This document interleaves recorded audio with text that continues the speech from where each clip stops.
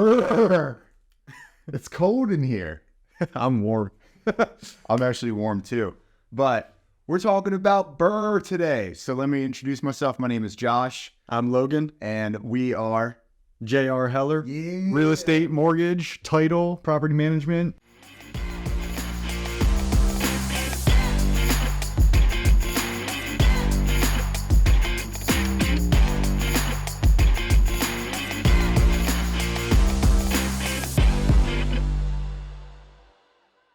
All of it. crazy. You name it, we got it. It's nuts. It has expanded. It has grown. We have been fruitful, and it's all because of the effort. And we're going to continue to bring effort and give you guys good content. And today we're going to be talking about one of my favorite things in real estate, my favorite topic, and that's the BRRRR method of real estate. Yeah, you got one going right now. I do. I got a good one going right now. I'm not even going to talk about it right now because I'm going to talk about it later after it closes. But we'll do round numbers and figures and kind of break down what BRRRR is and how it works and why it's so amazing. Yeah, probably the most effective real estate investment strategy, probably the most used as well. 100%. A little less utilized in this market only because it's tougher to find the deals that it works for. But what's the acronym, Josh? What is the BRRRR method? BRRRR. It means you're cold. BRRRR stands for buy, and then you're going to rehab, and then you're going to refinance, and then you're going to rent it, and then you're going to repeat it. No, or it's rent, then refi, or you could refi rent. Yeah. Either one. Especially if you do it through us, through J.R.Heller. We look at projected rents. We don't need lease in place, so we can actually refi at projected rents. Some lenders, I know they want the tenant in there first. Yep. And they want some seasoning on it. Which is probably the most common. Yeah. It is the most common. We don't need any of that. So you can come to us and say, this is projected rent. We'll take your word for it. We won't take your word for it. We'll look into it and make sure it's correct. Make sure it's actually market rent. Yeah. You know, you can't say, oh, I'm going to rent this for $2,000 and only get $1,000 for it. This puppy is going to be $10,000 a month in rent. I bought it for $1,000 and we're good. Hey, dude, I wish I could find some property for $1,000 at share sale or something. That'd be awesome. So let's start off with buy. What does buy look like, Logan? I mean, it's just like any real estate investment. It's all about acquisition, the purchase price. That's where you're going to make your money. Right. You make your money off of the purchase. You need to buy it as cheap as possible. Typically, you're buying at a share sale auction of some sort, or you can buy it from, a seller who's maybe distressed, or it's an estate sale. They don't really care. They just want to get rid of it. Yeah. All kinds of different methods and options there. But the biggest thing is just getting it as cheap as possible. Well, I find it's really hard, especially nowadays with the market how it is and the competition. It's really hard to find good BRRRRs at like an auction. I agree. Yep. Or any of those. Like the only real option in my mind right now is off-market motivated sellers. Right? Yep. Yeah, direct to seller. Yeah, for sure. And I agree with that. I was just giving some options there because, I mean, realistically, the BRRRR method where probably it started was auctions and things. Yeah, I mean, like that was the more common method. Nowadays, you just can't find those deals like that. Well, and I think we're eventually at some point heading to a market where you will be able to pick up BRRRRs and stuff at auction and in public places, maybe even the MLS. But right now in the market we're in, that's very, very hard to do. Yep. Because you need pain points and you need not a lot of competition because basically you need to buy at least 75% ARV or after repair value. 75% because most lenders, almost all of them, when you cash out refi, they're going to do 75% of what the market value is. So if you buy at 75% ARV, minus the repairs it's going to cost to put into the property, essentially what you're doing is you're able to pull out all of the cash that you have in the deal. Now, if you can buy at 70% ARV minus repairs, now you can pull out 5% equity on top of that and actually pull cash out of the deal, right? You get cash back from the loan and you get to keep the property. That's the best case scenario. And by the way, you don't pay taxes on that money because it's a loan. So you're paying it back. So it's tax free, right? And that's the beautiful part. So yeah, or you're able to leave it in there and just keep the equity in there. That's where, again, it comes back to buying it as cheap as possible. I mean, The one that you are working on right now is very low, better than the 75 number, and that's the ideal scenario. You know, you want to try and get, if you're at a 50% ARV, I mean, dude, you're sitting pretty. Well, and so here's the beautiful thing about BRRRR is versus like traditional, how most people throughout the years have purchased real estate as an investment, right? Most times what people do is they need to have at least 20% in cash to bring for a down payment, right? And so that limits the amount of people that can actually even buy their first piece of real estate because they have to save up enough for that 20% down, right? So $100,000 purchase, you're going to have to put down $20,000, right? And so you got to save that up. And then obviously you're going to have to save up or figure out, get a loan or something for the rehab costs. Yep. So you've got a lot of money, cash flow out that's tied up in that property. And then even after that's done, you have money that's tied up in the deal, right? And so now you got to go ahead again and save another 20 or whatever it is for the down payment for the next one. And so it's a slow incremental period of buying real estate over time. Don't get me wrong. It's a smart thing to do. Absolutely. Yep. Any way you can buy real estate is a great way, within certain parameters. But with the BRRRR method, you can literally be $0. You do not need one red cent in your pocket to buy a piece of real estate, hold that piece of real estate, stick a tenant in it that's going to give you cash flow every month. And by the way, you could actually pull cash out of the property in your pocket and then go repeat the process over and over and over again. And you can do this, you can scale this infinitely, right? There's no time delay. The only time delay is between you and finding the next good deal. That's the only thing. There's no cash barrier. And we'll walk through how that's possible. But that's the beautiful part of BRRRR. Yeah, I mean, it wonderful, but at the same time, you need the cash to be able to find the deals normally. You know, that's the well, catch-22. Cash or connections, network. Yep. Because there's multiple ways, right? Obviously, the best way for us and the way that I found the one deal that we're working on now is Google's motivated seller leads, right? You're bidding on keywords on Google for sellers that are motivated to want to get a cash offer on their property. Yep. Those are really great. There's other ways. Driving for dollars. Very, very cheap, efficient way to find deals. Right? Yep. And that's what I tell everybody to start with. Absolutely. My contractor who does the flips and partners with us on deals, he tells me all the time right now, the kids are bored. He'll jump in the car and say, "Hey guys, we're going for a drive. We're going to look for distressed real estate." Yep. And they go drive for dollars. They put the windows down, play some tunes, and go looking for deals. Yeah. That's what does that cost? That costs your gas money, right? Gas, and then maybe $1 if you're skip tracing, or you can go try knocking on the door. Right. The best situation is a vacant home though, so you're going to have to skip trace and try and find that owner's information and give them a call, build the relationship again, and. You know, what's that? $20 for the gas and and you could potentially get a deal that's going to pay you $300 to $500 a month and potentially a couple $1,000s, and then your equity grows. Yeah. Insane. Yep. So let's before we talk about the different ways of finding distressed real estate and doing this, let's work through a deal so I can show you the power of this to really drive it home, right? Yep. So let's say, and this is very accurate numbers, I'm not going to say my specifics on the deal, the one that I'm doing right now, but let's say you buy a piece of property for $100,000, right? Let's say that the ARV on that is $250,000, right? And let's say it takes $50,000 worth of work. So you can buy that piece of real estate for $100,000. You can finance that through a private money lender. So you have $0 out. And the deal I'm working on now, I am getting 100% of the financing for the purchase and the repairs. I'm paying 10% interest plus 1.5 points, which is 1.5% of the loan amount. I'm paying 10% interest only payments for 12 months. I'm not making a single payment during the term of that loan. That gets paid. The interest and the points get paid on the back end once we pay off the loan, right? So I am out $0 right now. Then the repairs happen, right? The contractors get paid from the loan I'm taking. So I'm still out $0.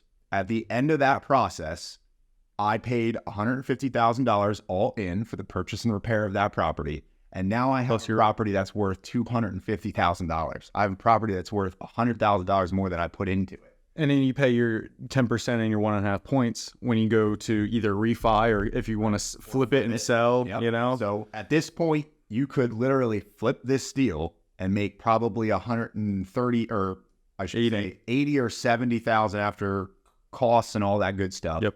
You could go ahead and sell that and put 70 grand in your pocket, which, by the way, a couple of you, if you know you want the cash in the bank and you want to do that, great, do it, absolutely. But I would urge you to not do that right away, because holding on to that piece of real estate is going to bring you a lot more money over the long term than it is for you selling it right now and getting that quick cash out. 100%. Plus, you're going to get taken advantage of with capital gains. Correct. Exactly. We're going to pay taxes on that. And so what you can do instead is where the BRRRR beauty comes in, is you can get a 30-year DSCR loan, which is a debt service coverage ratio loan, and they only look at the asset itself. They're not going to, the asset itself and your credit score. They're not going to look at what your income is. You could have zero job. You could have no income whatsoever.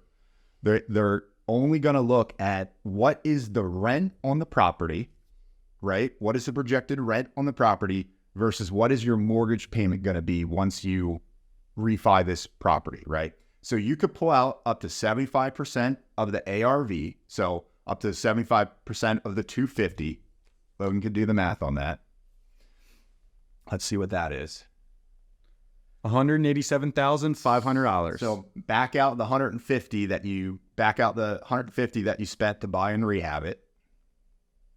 They're at $37,500. So you can get $37,000 back in cash when you refi this. It's a cash out refi. And so they'll give you, when you refi this property, they will give you $37,000 in cash. That is tax free because it's a loan. They will pay back in full the hard money lender, right?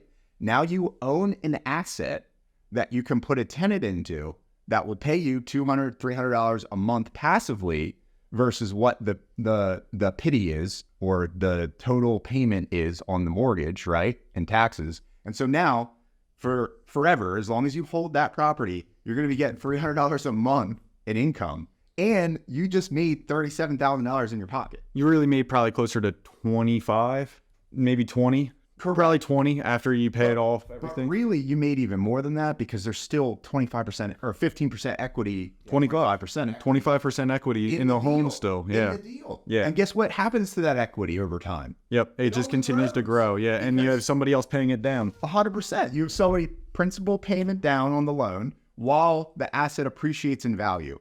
That's why you don't want to go and sell that. Why would you sell the cow? Why would you sell the cow when it's producing milk?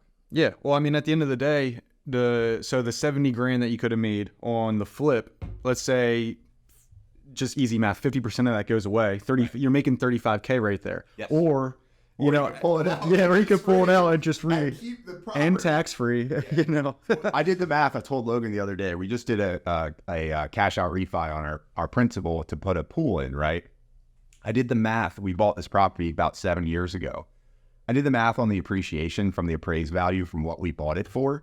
We made over $2,000 a month in equity gains in the last 7 years. My mortgage on that property was about $1,800. That means every time I paid my mortgage and it appreciated in value, I was actually cash flow positive. Yep. On my principal residence.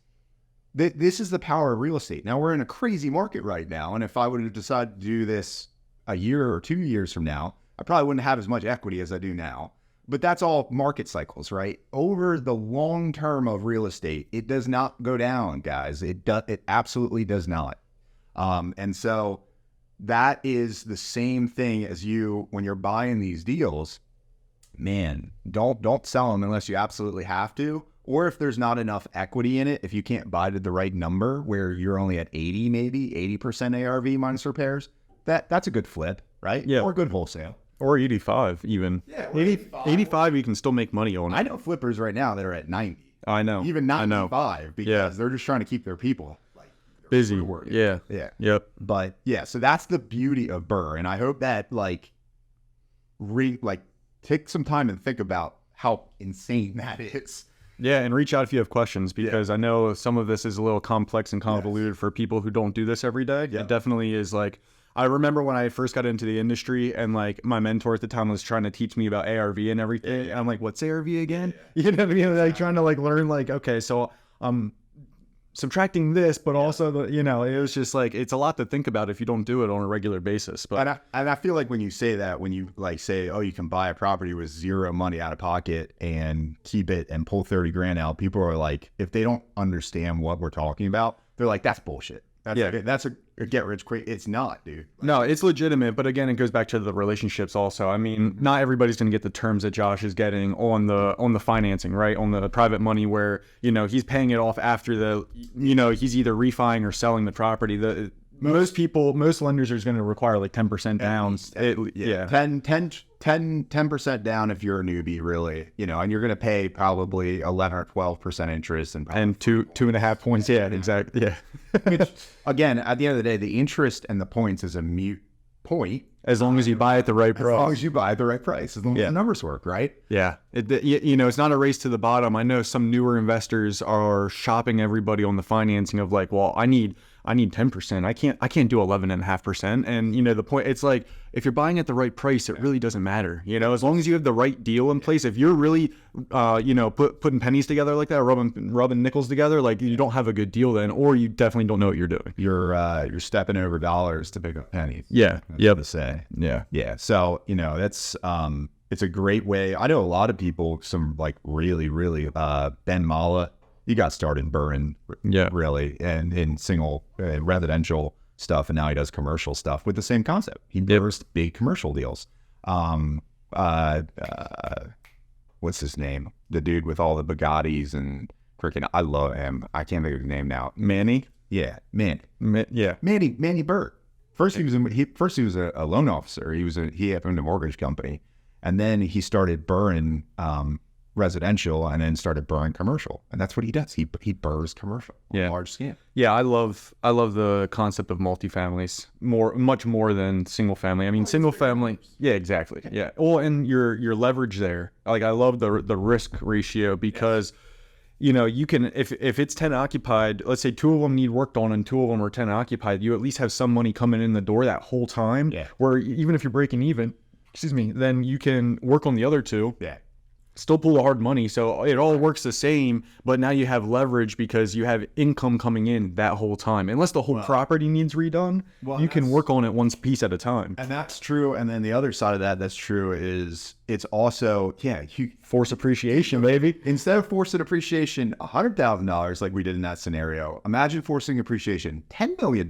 Yeah. Well, you're talking big commercial, yeah. Because in big commercial, you know, you can buy, and commercial right now is distressed. There's a lot of distressed commercial real estate out there, and you can buy it for pennies on the dollar on what it's worth fixed up. And so if you have the capital to be able to put down 20% to buy a commercial deal, you can raise that money through syndicates, through funds. I was going to say, when you say have the capital, it doesn't have to be your money. It's you know, it's always OPM, OPT, other people's money, other people's time. Yeah, Rich Dad was correct on that for sure. But yeah, it's just it's the BRRRR game that people are used to in residential on a much larger scale, commercial asset wise. Yep. And so yeah, I mean, is there anything else you wanted to add, Logan, before we wrap up? I mean, it's my personal favorite strategy. It's what I plan on using for my own portfolio once my primary residence is done being built. You know, picking up a couple properties a year and making sure that they're turned over within, 3 months or less. Yeah. I mean, you're sitting pretty. You do that for 3 to 5 years and you go hard at it. If you're picking up 2-3 properties a year that you're BRRRRing, and you can start with single family, and by year 2 or 3 you have enough equity that you can go and start buying quads, or and then you switch over to the commercial by year 4 or 5. I mean, you can have easily 100 doors within a couple of years. Well, and that raises a good point as to why you might want to hold on to the real estate versus flipping it for a quick profit. You have to continue to do that forever. You're going to have to continue to find the next deal if you're relying on the cash that's coming from the flip, right? Oh, yeah. Yep. Whereas every time you hold on to a piece of property, you are setting up a piggy bank that is going to pay you every month for the rest of the time that you hold that real estate. And so it's passive. And you cannot do that by flipping properties. You're constantly going to have to be working. And a multiplier too. I mean, the equity is, like you said, I mean, it's comparable to the stock market. I mean, if you're getting 10% on your money guaranteed year over year, I mean, dude, it's insane, you know? And by the way, to pull that money out, then you can always cash out refi later. You don't have to sell it to realize the appreciation gain. You can refi out, pull out the cash equity, keep 25% equity in the property and realize that gain. And then again, not pay taxes on it. As you would if you were selling the real estate and realizing the gain. And so it's powerful. And this is why BlackRock and all those big hedge fund guys, they buy a shit ton of real estate. They buy single family. I've heard, I don't know what the recent statistic is. Maybe we can look this up. But companies, LLCs, own 70 to 80% of the real estate in America. That's scary to think about, guys. It is. It's freaking scary. And it's not because they don't know what they're doing.